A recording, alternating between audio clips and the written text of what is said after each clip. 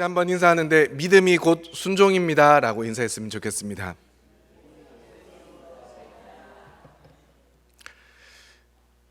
왜 이 인사는 이렇게 짧게 끝내십니까? 여러분들, 믿음이 곧 순종 맞습니까? 진짜 아멘이십니까? 그러면 오늘 제목이 폭풍 속의 주입니다. 우리 주님이 폭풍 속에 거하신다면 믿음으로 폭풍 가운데로 나아가시는 우리 성도님들 되실 것입니까? 이 고백이 말처럼 쉬운 것 같지만 참으로 어렵다는 걸 제가 오늘 말씀을 통해서 다시 한 번 더 좀 깨닫게 되었습니다. 그래서 함부로 물어서도 안 되고 대답해서도 안 되겠더라고요. 저 역시도 말씀을 준비하면서 끊임없이 저에게 물어봤습니다. 목사로서, 아니 예수 그리스도를 믿는 믿음의 자녀로서 예수님이 폭풍 가운데 거하시다면 나 한 사람이 우리 주님께 나아갈 수 있을까? 쉽게 대답할 수 없겠더라고요. 근데 제가 우리 성도님들에게 여쭤보고 있으니 참 아이러니합니다.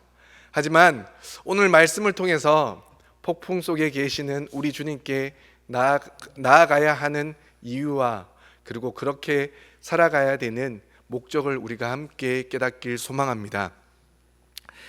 2002년 크리스천 투데이라는 신문에 고난에 대한 묵상이라는 글이 실렸습니다. 무려 17년 전의 글이지만 지금의 우리도 깊이 묵상해야 될 글이기 때문에 함께 나눠볼까 합니다. 그 글에는 먼저 필리핀 남부 민도르 섬으로 종강 수련회를 다녀오다 갑자기 밀려오는 파도로 배가 전복되어 배에 타고 있던 CCC 언어선교훈련원 소속 오윤택 선교사님과 그 사모님 전상아 선교사와 딸 은수양 그리고 훈련생 이승옥 김정은 자매가 하나님의 부르심을 받았다는 이야기로 시작됩니다. 갑작스런 사고 소식 앞에 유가족들과 CCC 단체는 망연자실할 수밖에 없었습니다. 낯선 이국 땅에서 복음을 전하다가 순교를 당한 이들은 꽃다운 나이였습니다. 당시 전성아 선교사가 34세이고 은수 양은 6세, 승옥 자매와 정은 자매는 23살이었습니다. 그러니까 긴 인생을 살다 간 것도 아니고 생애 전체를 주를 위해 쏟아 부을 나이에 하나님의 부르심을 입은 것입니다. 사랑하는 아내와 딸의 시신을 끌어안고 울부짖던 오윤택 선교사님은 그리고 사랑하는 딸을 잃은 부모들이 울부짖던 모습이 선하다고 그 글에는 기록되어 있습니다. 무슨 말로 이들을 위로할 수 있겠습니까? 무슨 말을 한들 이들의 귀에 들려올 수 있겠습니까? 사고를 수습하면서 이 글의 저자는 한 분을 떠올렸다고 합니다. 죽음이라는 두 글자가 이분의 생애 속에 늘 가까이 있었기 때문입니다. 바로 이분은 한국 대학생 선교회 CCC를 창립한 김중곤 목사님입니다. 김 목사님은 1983년에 쓰신 글의 일부가 이렇게 소개되어 있습니다. 김중곤 목사님은 한국의 욥이라고 부를 정도로 엄청난 고난을 겪은 분입니다. 그분은 어머니와 사랑하는 세 분의 형님들이 차례로 급사하는 것을 직접 보았습니다. 6.25 때는 아버지와 가족들이 눈앞에서 공산당에게 학살당하는 것을 목격했습니다. 어린 시절 잘생긴 동생 하나가 불놀이를 하다가 그만 불에 타서 죽는 것을 보았고 또 다른 동생 하나는 집 근처 벌목하는 현장에서 놀다가 나무에 치여 죽는 것을 보게 되었습니다. 17년 전에는 고등학교 교감으로 봉직하던 착하디 착한 자기 동생이 10살에서부터 16살까지 줄줄이 달려있는 딸 4명을 남겨놓고 간암으로 죽는 고통을 겪어야만 했습니다. 그리고 몇 년 전에는 자기 딸이 위암으로 157일간의 논스톱 고통을 겪다가 두 어린 딸을 부탁한다는 말을 남기고 죽는 참혹한 비극을 당했습니다. 그리고 그 다음해에는 동생과 재수가 죽고 막내 동생은 강경화로 시한부 인생을 살고 있었다고 합니다. 고아원을 차려야 할 정도로 모두가 부모 없는 유자녀들을 떠맡기게 되었던 것입니다. 얼마나 기막힌 상황입니까? 우리가 이런 고통을 겪었다면 하나님을 원망하고 떠날 수밖에 없을 것입니다. 그러나 놀랍게도 이런 줄줄이 연이어 오는 많은 비극을 겪으면서도 그분은 이렇게 고백하였습니다. 정직하게 고백하면 나는 하나의 얼굴로는 웃고 다른 얼굴로는 운다. 내 영은 주님을 찬양하고 기뻐하고 감사하며 깊은 곳에서 샘물같이 환희가 샘솟는다. 그러나 다른 마음의 하늘에서는 비가 끊임없이 내리고 있다. 옆을 보면 정신 착락증에 걸릴 것 같고 위를 보면 현기증이 나고 내 안을 들여다보면 죄와 추악한 것들이 있고 과거는 회한과 슬픔뿐이고 미래는 안개처럼 불확실하고 불안하다. 그래서 나는 주님만 바라봐야 한다. 한 발짝 한 호흡 주님을 사랑하며 주님을 호흡하며 살자. 내게 깊은 위로와 감사와 찬송과 평안이 있다. 그것은 내게서 나온 것이 아니라 성령이 은혜로 내게 주신 선물이다. 이후에도 김중관 목사님은 죽음보다 더한 고통을 겪기도 하셨습니다. 무려 24번의 죽을 고비를 넘기셨는데 그 가운데서 일본군에 의해 강제 징집되어 끌려가다가 기적적으로 탈출하여 살아나고 6.25 때는 공산군에 의해 죽음 직전에 국군에 의해 기사회생하고 미국에서 자동차를 몰고 가다가 큰 사고를 당했지만 하나님의 은혜로 살아나는 등 죽음과 고난이라는 글자가 너무나도 선명하게 각인된 삶을 살아오셨습니다. 이 죽음과 고난이라는 두 글자가 김 목사님 생애의 동반자처럼 늘 곁에 있었지만 김 목사님에게 있어서 죽음과 고난은 하나님의 깊은 위로와 감사와 찬송을 경험하게 되었다 고백합니다. 잠언 17장 3절에 기록된 도가니는 은을, 풀무는 금을 연단하거니와 여호와는 마음을 연단하신다는 말씀처럼 고난의 강도만큼 믿음과 삶의 순수성이 더 깊어지지 않을까라는 생각을 해보게 됩니다. 앞서 말씀드린 필리핀 선박 사고로 순교한 분들의 유족들의 고백 속에서도 이러한 고백을 발견할 수가 있습니다. 이승옥 자매는 할아버지가 목사님이셨지만 승옥 자매만을 제외하고는 모두가 다 예수를 믿지 않는 가정이었습니다. 그래서 10여 년이 넘게 가정 복음화를 위해 눈물로 기도했다라고 합니다.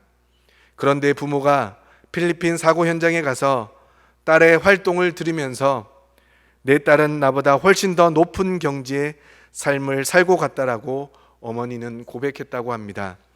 그리고 아버지도 선친의 신앙을 이어받아 신앙생활을 하겠다 고백하였고, 김정은 학생의 어머니도 딸이 선교 활동을 하다가 하나님의 부르심을 받은 것을 너무나 자랑스럽게 생각하고 딸이 보고 싶으면 찬송하고 기도하면서 딸이 못한 봉사의 삶을 살겠다고 다짐하는 글을 남기기도 하였습니다.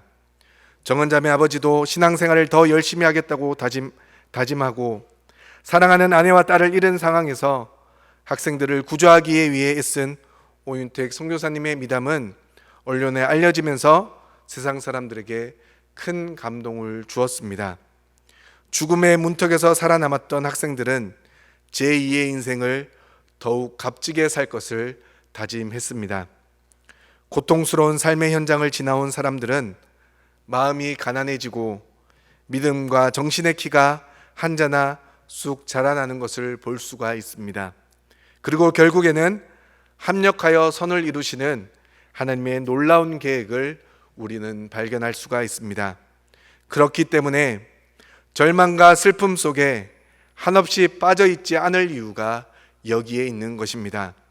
사랑하는 성도 여러분, 이 글의 내용처럼 우리도 고난 가운데 온전히 주님을 바라보고 계십니까? 힘들고 어려운 고난 속에서도 믿음으로 버티고 견디며 하나님께 우리의 믿음을 보여드리고 있으십니까? 저는 이 글을 읽으면서 그리고 이 글을 생각하면서 앞서 말씀드린 질문에 대한 대답을 쉽게 할 수가 없었습니다. 제가 만약 김중권 목사님의 삶을 살았더라면 내가 끝까지 하나님을 믿을 수 있었을까? 아니면 저의 아내와 저의 자식들이 하나님을 전하는 선교의 자리에 나아갔다가 죽음을 당했다면 나는 그 선교사님처럼 다시금 주님 앞에 헌신하며 머리를 숙여 순종할 수 있을까? 깊이 고민하고 고민해 보았지만 쉽게 대답은 할 수 없었습니다. 하지만 오늘 말씀 가운데 다시 한 번 더 이 말씀을 붙들고 순종하리라 다짐해 봅니다.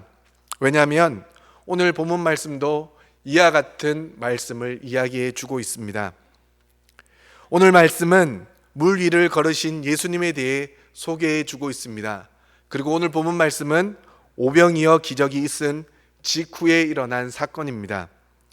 배고픔의 고통에서 배부름의 기적을 경험한 제자들은 너무나 놀라운 기적을 경험하고 나서 기분 좋게 주님의 명령에 따라 배를 타고 건너편으로 이동하고 있던 상황이었습니다. 이러한 상황 가운데 제자들에게 고난이 찾아오게 됩니다. 제자들에게 찾아온 첫 번째 고난은 바로 폭풍이었습니다. 제자들은 배를 타고 건너편으로 가라고 하신 예수님의 명령에 의해 이동 중에 있었고, 배는 육지에서 수리나 떠나 바다 한가운데 있었다 말씀합니다. 그런데 갈릴리 바다는 급격한 기류 변화로 인해 돌풍이 불 때가 있는데, 이때 예상치 못한 큰 파도가 일어나는 경우가 있다고 합니다. 그렇게 예수님의 제자들은 바로 이러한 상황을 맞아 파도와 힘겨운 싸움을 벌이고 있었던 것입니다. 그런데 본문은 이러한 힘겨운 싸움을 고난을 당한다 말씀해 주고 있습니다. 그리고 여기에 기록된 고난은 고통을 참지 못하고 소리 지르는 산모의 고통에 버금가는 고난을 의미합니다. 여기 계신 우리 남성분들은 산모의 고통이 어떠한지 아마 알지 못할 것입니다. 하지만 이 자리에 계신 우리 여성분들은 산모의 고통이 얼마나 끔찍한지 이루 말할 수 없음을 누구보다 잘 알고 있을 것입니다. 한번 생각해 보십시오. 예수님의 제자들 중에서 베테랑 어부들이 있었습니다. 그런 자들이 여러 풍랑을 경험해 보지 않았겠습니까?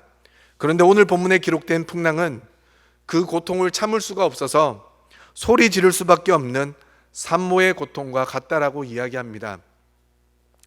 저희 아내도 아이 둘을 자연 분만을 했는데 제가 그 옆자리에 있었습니다. 옛말에 산모가 아이를 낳으면 머리를 들이밀지 말라는 말이 있지 않습니까? 그러면 머리카락이 남지 않는다고. 그래서 저는 머리를 들이밀지 않고 손을 내어 꼭 잡아 주었습니다. 아무것도 할 수가 없어서 그저 고통을 당하고 있는 아내 옆에서 손을 꽉 잡아 주었더니 얼마나 엄지손가락으로 제 손을 누르든지 아이를 낳고 나왔더니 아이가 낳은 고통보다 제 손이 더 아프더라고요. 그리고 지나보니 제 오른손은 시퍼렇게 멍이 들어 있더라고요. 그만큼 고통을 제자들이 지금 경험하고 있다라고 합니다. 갑자기 찾아온 사고와 재난 혹은 갑자기 닥친 여러 가지 문제로 인해 아무것도 할 수 없어 소리만 지르고 있는 이 상황이 얼마나 고통스러웠겠습니까? 그 상황을 베테랑 어부들조차 아무것도 할 수 없었다 성경은 말씀해 줍니다. 그리고 두 번째 고난은 극심한 두려움이었습니다. 큰 풍랑으로 인해 아무것도 할 수 없어 고난 중에 있던 제자들에게 예수님은 물 위를 걸어오셨습니다. 그런데 예수님이 걸어오신 시간은 25절 말씀에서 밤 사경에 예수님께서 바다 위를 걸어서 제자들에게 오셨다 말씀해 주고 있습니다. 밤 사경은 새벽 3시부터 6시까지의 시간, 3시간을 가리킵니다. 해 뜨기 직전이 가장 어둡다는 사실을 잘 알고 계실 것입니다. 큰 풍랑으로 인해 생사의 갈림길에 놓인 상황에서 그것도 가장 어두운 때에 사람의 모습을 한 형체가 물 위를 걸어오는 모습을 우리가 직접 보았다고 생각해 보십시오. 우리야 성경의 이야기를 그저 읽고 있으니 그럴 수 있겠다 생각하겠지만 그 상황에서 그 모습을 직접 본 제자들의 상황은 말도 안 되는 상황이 지금 그들의 눈앞에 펼쳐지고 있는 것입니다. 그래서 성경은 제자들이 예수님을 보고 유령이라 생각하여 무서워하여 소리 질렀다 기록하고 있지만, 그 상황에서의 두려움은 말로 표현할 수 없는 두려움이었을 것입니다. 이런 이야기가 있습니다. 스페인에 왕이 있었는데 이 왕이 어떤 점쟁이로부터 마드리갈이라고 하는 곳에 가면 왕이 장차 죽을 것이기에 마드리갈에 가면 안 된다는 이야기를 듣게 되었습니다. 그런데 그곳은 왕의 별궁이 있던 장소였습니다. 하지만 왕은 죽음을 무서워하여 자기의 좋은 궁전을 지어놓고도 21년 동안 그곳에 가지 못했다고 합니다. 그러다가 한 번은 스페인 지방을 여행하다가 어떤 조그만 촌락에서 하룻밤을 지내는데 그만 병이 났다고 합니다. 왕은 이 지방이 어떤 지방이냐고 물었고, 옆에 있는 신하가 이곳은 마드갈레라고 하는 지방이라고 대답을 하였습니다. 마드리갈과 비슷한 이름의 도시였습니다. 그러나 그 말을 들은 왕은 나는 이제 죽겠구나 하고 며칠이 안 돼서 죽었다고 합니다. 왕은 자신의 병세로 죽은 것이 아니라 점쟁이가 말한 것에 대한 공포심이 왕을 죽게 한 것입니다. 공포심이 사람의 마음을 엄습하게 되면 신경이 쇠약해지고 혈압은 높아지고 위액 분비가 잘 안 돼서 소화도 잘 안 되고 심장이 뛰고 당뇨병이 생기기 쉽다라고 합니다. 이렇게 되어서 실상은 세균에 의한 질병보다도 공포심이 원인이 되어서 병이 나는 사람이 더 많고 죽는 사람도 더 많다고 합니다. 이렇게 공포심이 우리 생활에 미치는 영향이 대단히 큽니다. 그러니 지금 제자들이 느끼는 공포심은 첫 번째 고난에서 느끼는 고통처럼 아무것도 할 수 없는 죽음과 맞먹는 고통임을 우리는 알 수가 있습니다. 이러한 상황에서 우리 주님은 제자들을 향해 한마디를 던지시는데, 우리 함께 27절 말씀을 함께 읽어보도록 하겠습니다. 오늘 본문 27절 말씀을 함께 읽겠습니다. 시작.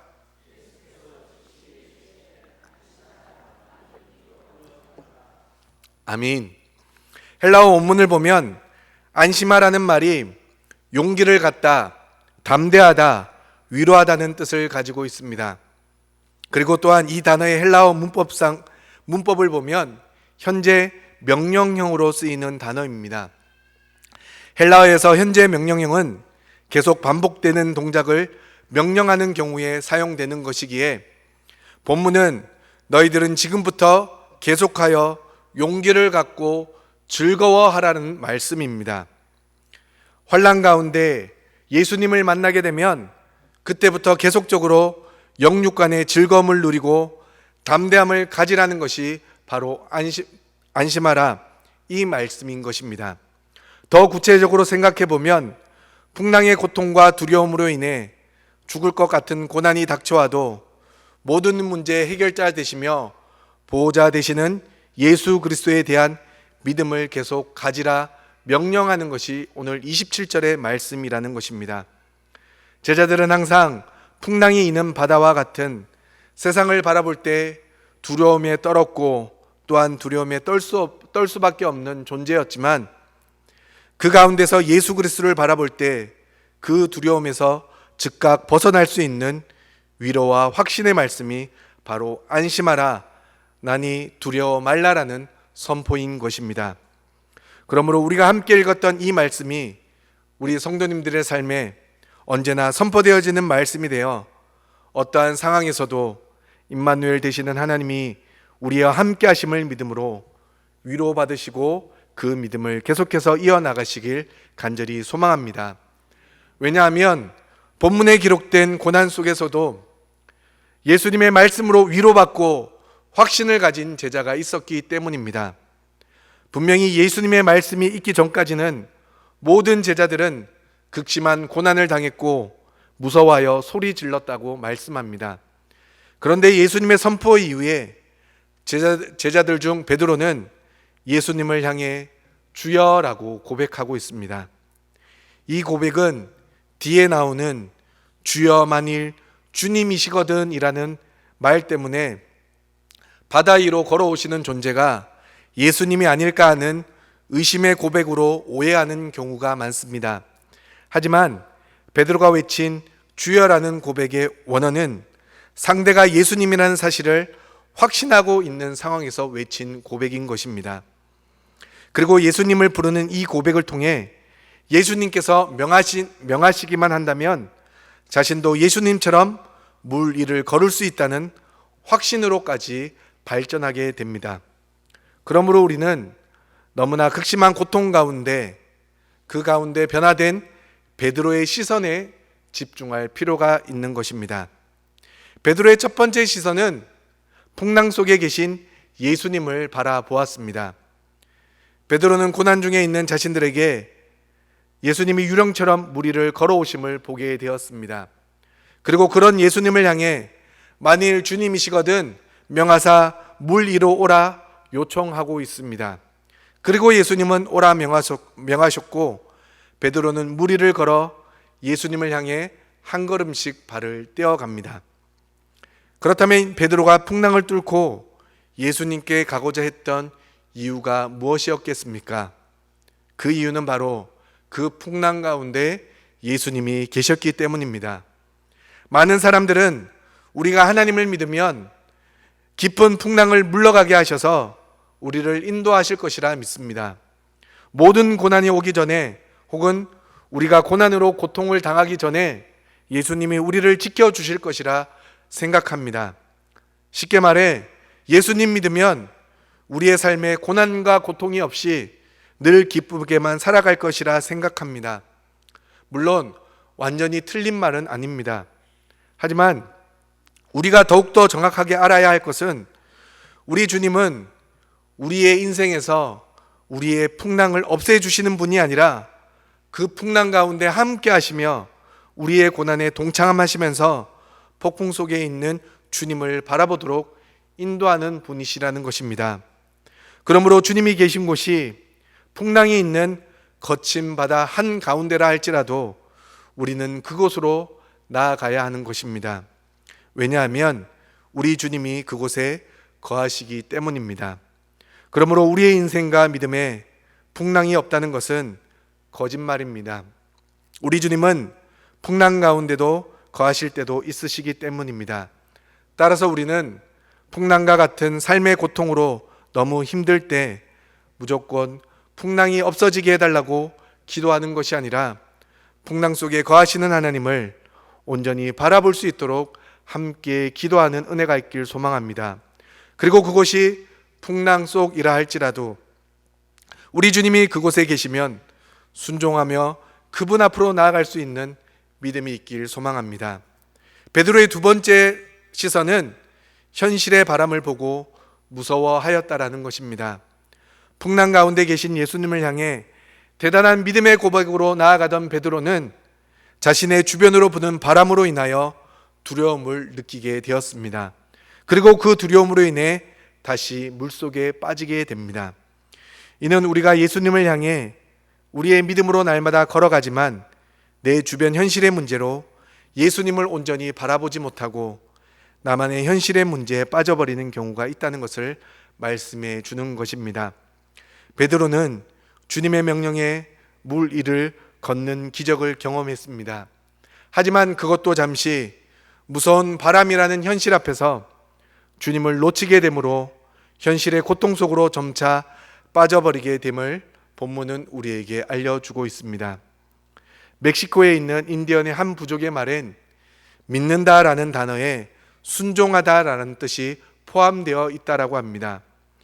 초기에 이 지역으로 선교를 왔던 선교사들은 복음을 전하는 도중에 이 사실을 알고는 굉장히 의아하게 생각했다고 합니다. 대부분의 선교사들은 아직 문명화가 덜 되어 언어가 상세히 구분되지 않았다고 대수롭지 않게 생각했다고 합니다. 그러나 인디언들과 서로 자세히 알아갈수록 잘못된 건 오히려 자신들의 생각이라는 것을 깨닫게 되었습니다. 믿음과 순종을 나누어 가르치려는 선교사들에게 인디언들은 이렇게 대답했습니다. 도대체 두 단어의 차이가 무엇입니까? 믿으면 순종하게 되지 않습니까? 믿으면서 순종하지 않을 수 있고 순종하면서 믿지 않을 수 있습니까? 이것이야말로 우리에게는 이해할 수 없는 일입니다. 이처럼 믿음과 순종은 항상 함께 움직이는 것입니다. 믿으면서 순종하지 않고 순종하면서 믿지 않는 것은 성립할 수 없는 것입니다. 그런데 지금 우리의 모습도 베드로와 같지 않습니까? 매주 결단하고 믿음으로 나아가려 하지만 우리 앞에 놓인 현실의 문제 앞에 주님을 놓치고 현실의 고통 속에서 허우적거리며 순종하지 못하고 있지 않습니까? 사랑하는 성도 여러분, 믿음은 곧 순종입니다. 큰 바람이라는 현실을 보므로 예수 그리스도를 잃어버려 물속으로 빠져버렸던 베드로가 아닌 현실의 문제 가운데서도 온전히 우리 주님만을 믿음으로 바라보므로 현실의 큰 풍랑 속 물 위를 걷는 순종의 주인공들 되시길 바랍니다. 베드로의 세 번째 시선은 다시 주님을 향해 부르짖었다는 것입니다. 현실이라는 고통 속에 빠진 베드로는 주님을 향해 자신을 구원해 달라고 간구하고 있습니다. 이것이 우리의 신앙이 되어야 합니다. 주님의 은혜가 우리 가운데 나타나면 그것이 풍랑 가운데라 할지라도 우리는 주님을 향해 나아갈 수 있습니다. 하지만 그러한 믿음은 정말 눈 깜짝할 새 없어지고 우리 주변에 깔려있는 현실의 고통에 우리의 시선이 머물게 됩니다. 우리는 사람이기에 그럴 수 있습니다. 예수님의 수제자였던 베드로도 그랬으니 우리도 그럴 수 있습니다. 하지만 베드로가 그랬던 것처럼 우리도 다시금 하나님을 찾아야 하는 것입니다. 인생의 고통 속에 빠져 있을 때 주여 나를 건지소서, 주여 나를 구원하소서, 이런 간절한 기도를 통해 우리 주님을 찾아야 하지 않겠습니까? 그리고 예수님께서 함께 배에 오름에 바람이 그쳤다고 성경은 기록하듯이 우리 주님과 함께함으로 모든 고통에서 벗어나 참 평안을 누려야 하지 않겠습니까? 오늘 우리가 앞서 불렀던 찬양의 고백처럼 전부여 의지할 것 없어서 손 들고 옵니다.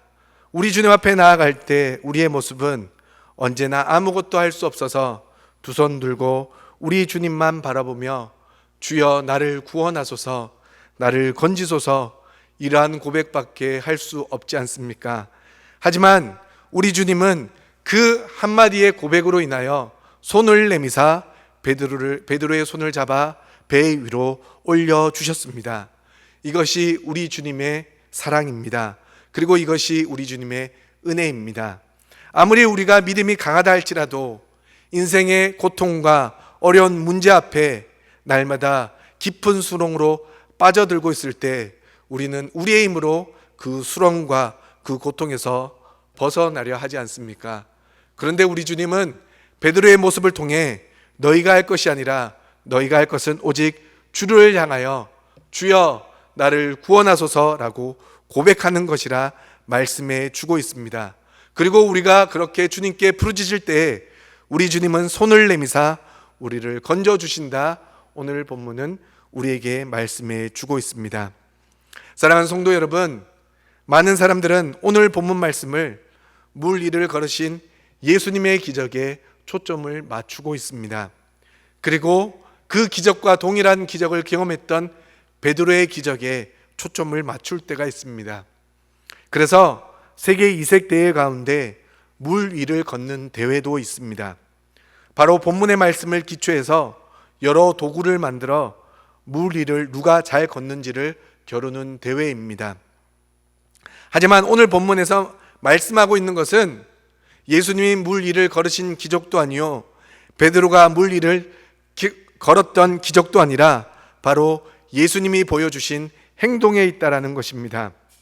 베드로의 믿음의 시선의 변화도 우리에게 너무나도 중요하지만 무엇보다 더 중요한 것은 예수님이 보여주신 기도의 모습이라는 것입니다. 앞서도 말씀드렸지만 오늘 본문 말씀은 오병이어 기적 이후에 기록된 말씀입니다. 그리고 22절 말씀에 보면 예수님께서 제자들을 재촉하사 배를 타고 먼저 건너편으로 가게 하십니다. 그렇다면 예수님은 왜 제자들을 재촉하여 배를 타고 건너편으로 건너가게 하신 것이겠습니까? 예수님께서 제자들을 재촉하여 건너편으로 가게 하신 이유는 그게 두 가지인데, 첫째는 사람들이 예수님을 임금으로 삼으려 했기 때문입니다. 오늘 본문과 병행 구절인 요한복음 6장에 보면 오병이어를 경험한 수많은 사람들이 예수님을 임금으로 삼고자 하여 예수님은 제자들을 재촉하여 건너편으로 보냈던 것입니다.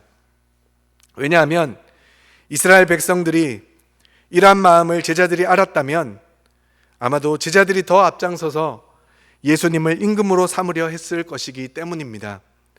그래서 예수님은 제자들을 재촉하여 배를 타고 건너편으로 가게 하셨습니다. 또한 두 번째는 기도하기 위함이었습니다. 자신을 임금으로 삼으려는 백성들의 마음을 안 예수님은 모든 것을 하나님께 맡기기 위해 홀로 기도의 자리로 오르셨습니다. 이러한 예수님의 모습은 우리가 마땅히 본받아야 할 자세입니다. 사람들의 인정 앞에 누구나 좋아하고 교만해지기 쉽습니다. 이를 잘 알고 계신 예수님께서는 모든 것을 하나님의 뜻에 맡기기 위해, 그리고 그러한 마음에 휘둘리지 않기 위해 하나님의 뜻을 구하기 위해 산속으로 기도하러 올라가셨음을 알 수가 있습니다. 우리가 잘 알고 있는 마태복음 26장 39절 말씀에 기록된 나의 원대로 마옵시고 아버지의 원대로 하옵소서라는 예수님의 기도는 단지 그 순간에 떠오른 기도가 아닐 거라 저는 확신합니다. 예수님께서 수많은 시험과 여러 문제 속에서 끊임없이 이어오던 기도가 바로 나의 원대로 마시옵고 아버지의 원대로 해달라는 기도였을 것입니다. 예수님도 완전한 인간이셨기 때문에 사람들의 환호에 반응할 수밖에 없었고 동족 이스라엘 백성들의 고난에 함께 눈물을 흘릴 수밖에 없었습니다. 그러한 가운데 예수님은 언제나 자신의 뜻이 아닌 하나님 아버지의 뜻을 위해 기도할 수밖에 없었을 것입니다. 단순히 십자가의 그 고통만을 넘기기 위해 주여 이 잔이 내게 너무나도 힘드오니 이 잔을 내게서 옮겨달라는 그 기도를 드리면서, 하지만 아버지 내 뜻이 아닌 하나님 아버지의 뜻대로 해달라는 기도를 그 순간 드렸던 것이 아니라 계속해서 기도하는 가운데 사람들이 자신을 왕으로 삼으려고 하는 그 순간에서도 하나님, 사람들의 원이 아니라 나의 원이 아니라 아버지의 원대로 모든 것을 이끌어 달라는 기도를 분명히 드렸을 것입니다. 그러므로 오늘 말씀을 통해 우리가 깨달아야 할 것은 예수 그리스도를 믿는 우리에게도 고난과 고통은 언제든지 찾아올 수 있다라는 것입니다. 그리고 그 고난 가운데 우리는 고난이 잘 지나가기만을 위해서 기도하는 것이 아니라 그 고난 가운데서도 함께 하시는 우리 주님을 바라봄으로 폭풍 속에 계신 주님께로 나아갈 수 있도록 함께 기도해야 하는 것입니다. 그리고 그 모든 기도는 우리의 뜻과 소원이 아닌 오직 하나님 아버지의 뜻대로 이루어지기를 위해 힘써 기도해야 하는 것입니다. 이것이 바로 예수님의 기도였고, 예수님은 이런 기도를 위해 몸소 제자들에게 가르쳐 주셨고 보여주셨던 것입니다. 그러므로 우리 귀한 성도님들, 오늘 이 예배를 통해 우리가 다시 기도할 때 우리의 기도가 오직 하나님의 뜻을 드러낼 수 있는 기도가 되길 소망합니다. 그리고 언제나 우리와 함께 하시는 임마누엘의 하나님이 폭풍 가운데 거하시다 할지라도 그 폭풍을 뚫고 주님께로 믿음으로 나아가는 저와 여러분들의 삶이 되길 주님의 이름으로 간절히 축원합니다. 기도하시겠습니다.